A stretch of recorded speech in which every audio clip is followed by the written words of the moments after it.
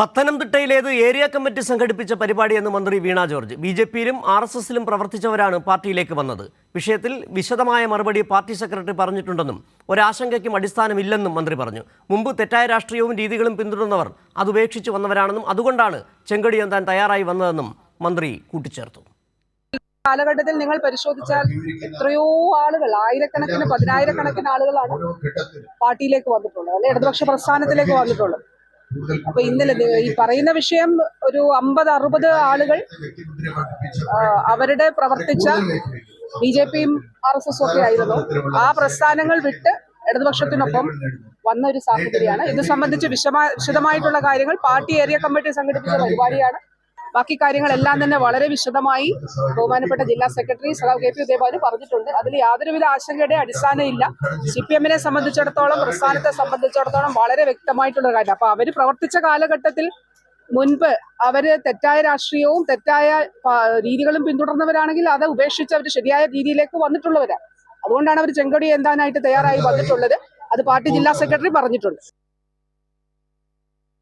ഈ വാർത്തയുടെ കൂടുതൽ വിവരങ്ങളുമായി ഞങ്ങളുടെ പ്രതിനിധി KT സ്വാലിഹ് ചേരുന്നുണ്ട്. സ്വാലിഹ്, ഈ പത്തനംതിട്ടയിലെ കൂടുതൽ പേർ പണ്ട് നിരവധി പാർട്ടികളിൽ പ്രവർത്തിച്ചിരുന്നവർ, വിവിധ ആശയഗതികളിൽ ഉണ്ടായിരുന്നവർ ഇപ്പോൾ ചെങ്കടി തണലിലേക്ക് വരുന്നു.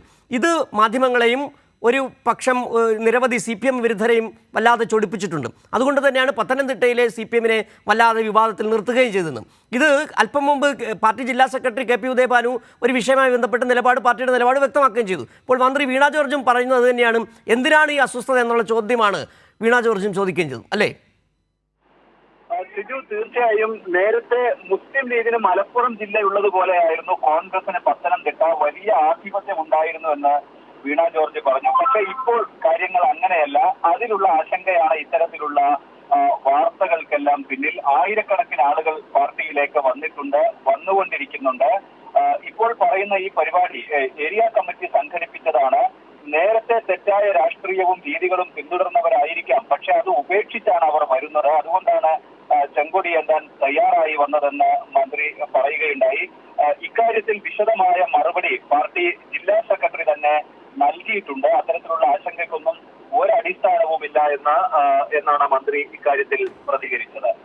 ശരി, സ്വാലിഹാണ് വിവരങ്ങൾ നൽകിയത്. പത്തനംതിട്ടയിൽ നിരവധി പേർ, മുൻപ് പല പാർട്ടികളിൽ പ്രവർത്തിച്ചിരുന്നവർ, വിവിധ ആശയങ്ങൾ ഉൾക്കൊണ്ട് നടന്നവർ എല്ലാവരും ചെങ്കൊടി തണലിലേക്ക് വരുന്നു. അതിൽ അസ്വസ്ഥത പ്രകടിപ്പിക്കുന്നവരാണ് ഇത്തരത്തിൽ വ്യാജ വാർത്തകൾ പടച്ചുവിടുന്നതെന്നാണ് മന്ത്രി വീണ ജോർജ് അല്പം മുമ്പ് മാധ്യമങ്ങളോട് പറഞ്ഞത്.